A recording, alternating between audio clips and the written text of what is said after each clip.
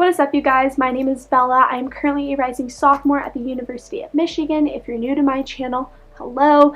I am pursuing a dual degree between the Ross School of Business and the School of Information. Not really sure what my focus will be in either school yet, but that's a whole different topic of a video. Today I will be telling you more about my resume, my facts and figures. I've already made a video on how I got into umich before. I'll put it right here.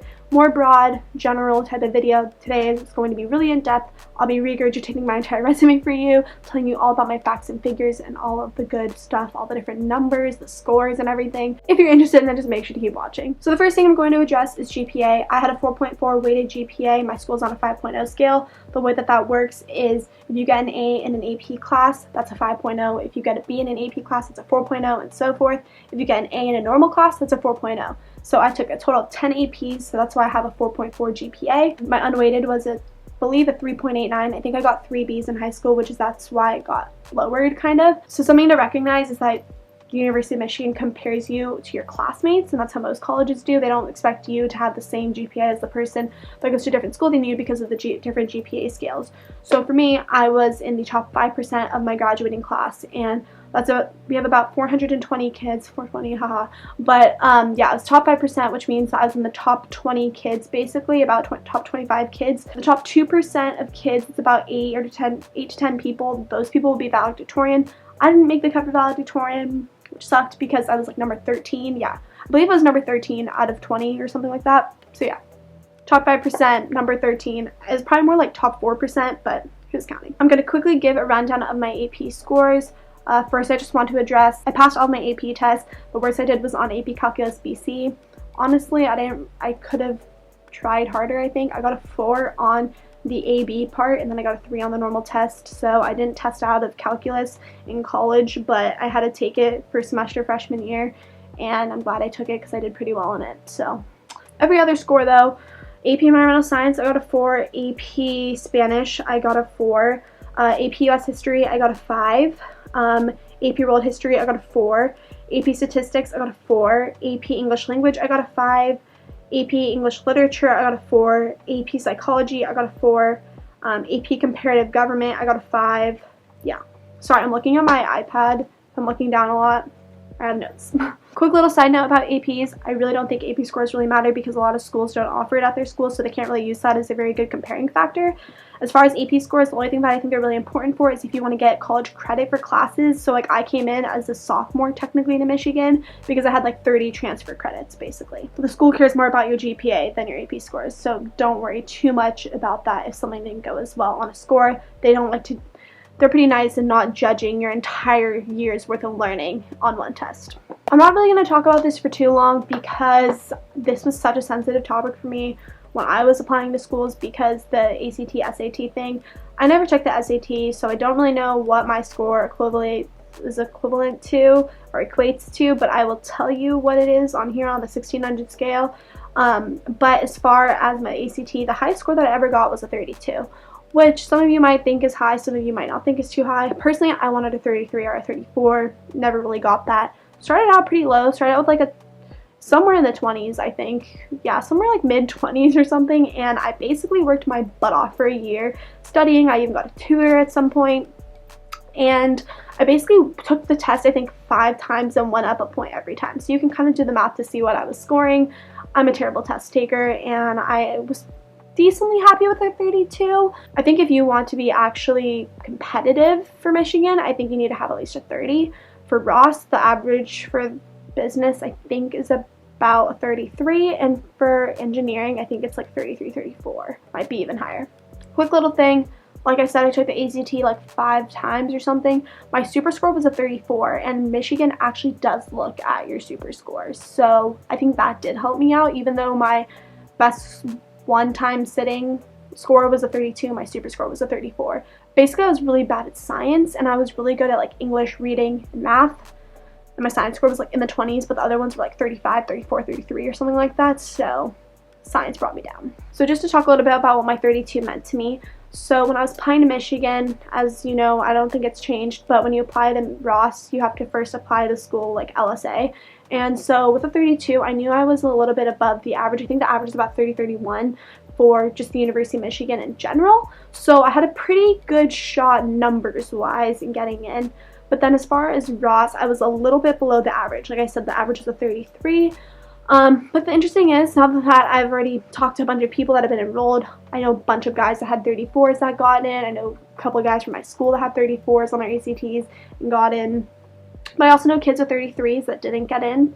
And I know my other friend that had a 32 and got in as well. So you might have a lower number, and you really can't judge if you're going to get in just based off of if someone else has a higher score than you and that they're going to have a better chance than you, because there are plenty of people that had higher scores than me but didn't get in. And I think especially when you're applying to a focused major like engineering or Ross, or nursing or any of those types of things, your essays are super important. So if your score is a teeny bit off, if you can really sell yourself and show that you're passionate about your subject, then you're more likely to get in. But as far as Michigan, yeah, I know people who have had a range of ACT scores. Michigan really looks at you holistically, which I really appreciate. I don't really have much to say for SAT subject scores because I don't really think Michigan really looked at mine or thought they were important. I think I submitted one, and that was AP US History. I got like a 770 or something like that. History was my best subject, as you can see with the comparative government, US History.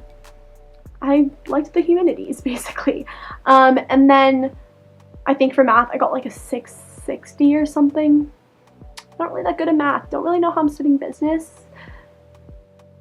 But, you know. I don't want to make this video too long, but I'm basically just going to tell you what I was involved in on campus and how I was in leadership and everything like that super fast. I go over this in my other video that I've made previously, but I'm just quickly going to go over this all because I wrote it down.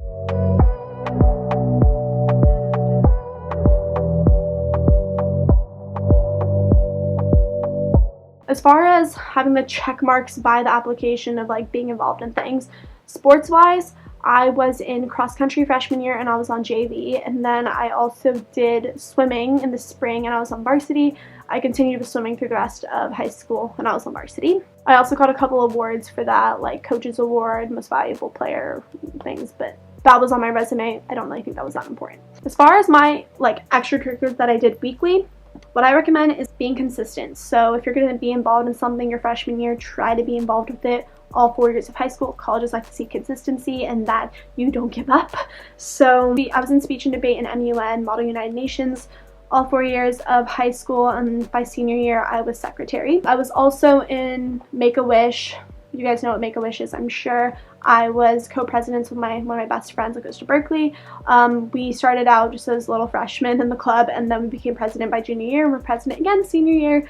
And we granted a few wishes, which is really cool. We raised over $15,000, which is really cool that I got to say we granted like 3 wishes, raised over $15,000, created a partnership with a local company in our area to do like gift wrapping. So that was something cool I got to write about in my resume and a few of my essays. The next thing that I was involved in since 8th grade was being a part of TED or TEDx. You know what that is?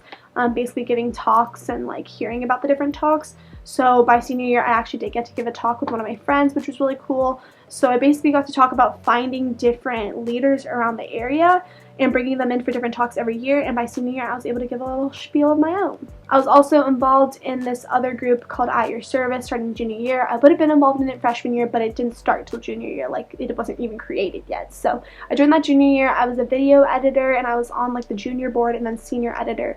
And then senior year I was secretary / treasurer also of that, and I still did the videos and PR for that group. It was basically a group that tried to link students with finding community service and internship projects, kind of like the career office at a university. And then as far as doing community service, I feel like a lot of people don't really talk about their community service experiences on YouTube, but I made sure that almost all of my community service experiences had to do somewhat with my passion. So I don't know if a lot of you know this, but I mean, it's pretty evident. I like making videos. So actually, most of you probably do know that. I like making videos, so I basically carried that theme into all of my essays and also into my extracurriculars / my community service stuff. So like I just said, I was video editor for one of my clubs. One of the things I did, I tied everything together in my application, which I think that is really important, making your application very cohesive. You want to be like kind of well-rounded in terms of like you can basically show that, wow, I can be good at anything, but I'm really good at something. So for me, that was like basically tying in swimming with making videos. So I volunteered at the film festival in my area, so I did that for a couple years, just got community service from that. Just film, having that on there kind of ties that application together. Secondly, We had this thing in 10th grade where we had a lot of veterans come for everybody. I made the luncheon video that commemorated all the veterans for our entire 400 different people. So that was a big deal, and I got like 30 community service hours for putting time together to making that video. Try to look for things like that, creative ways to get community service that you actually like doing, because then you can actually write about it in your application. Then another way I got like another 60 hours was by making a movie for my swim team. So every year in our neighborhood we do like a swim team movie basically that captures the entire season. So I filmed, edited, produced an entire movie commemorating, or not commemorating, but like honoring all the different swimmers, and basically it was something that cool at the end at the banquet that everybody got to watch together. And yeah, I got like 60 hours of community service, because when it includes all the different capturing all the footage, editing, producing, all of that, directing, all of that. So that was another thing I did. Before I knew I wanted to go into business, this is kind of like the School of Information stuff, like user experience design. I did a 2-week program at UCLA over one of the summers, and I did the Design Media Arts program. If any of you have heard of it, you should definitely apply to it. It's really, really cool.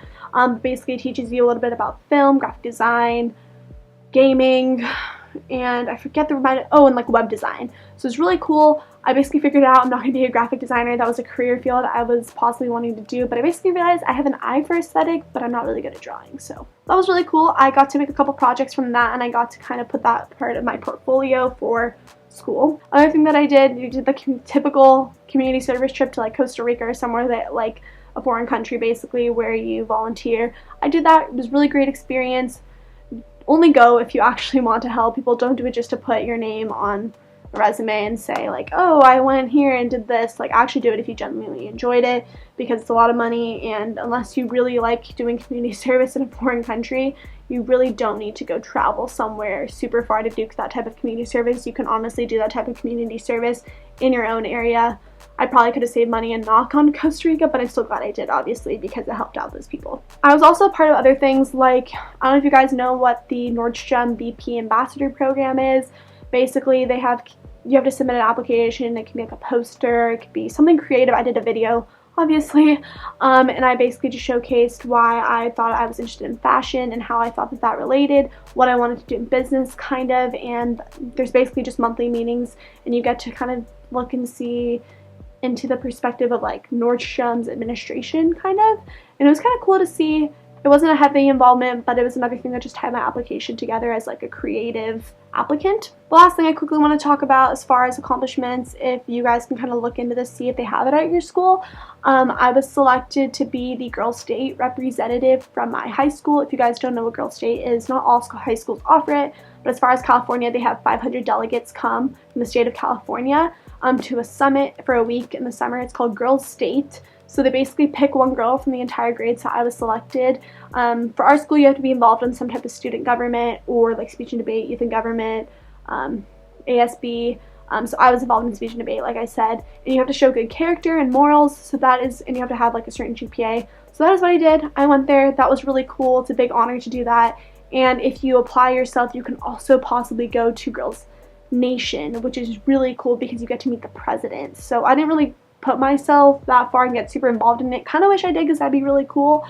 But if any of you can get that, if you're a boy, they have Boys Nation and they have Boys State. You should definitely look into that. For boys, they usually take more than one for each school. At least that's what they did for my school. So definitely look into that. That is a key thing that makes you stand out. Think about that. There's like 500 people in your state, as a girl at least, if I can say that. So yeah. That was a mouthful. That was my spiel. I hope you guys somewhat benefited from that. If you did, make sure to give it a thumbs up. If you want me to do any more videos that relate to Michigan, I'd be happy to. By far the most amount of questions that I get are related to Michigan, so I'd be happy to answer any of those questions in the comments down below as well. I also want to be changing up this channel a little bit more, making it more of a productive channel, an actual channel with a purpose, and I want people to benefit from the content that I make. So if you have any video requests that I haven't maybe done or that might be out of my comfort zone possibly, I actually might want to do it. So comment down below any questions, any video ideas, because I'd love to help you guys in any way that I can. And yeah, I will see you guys sooner or later. Peace out.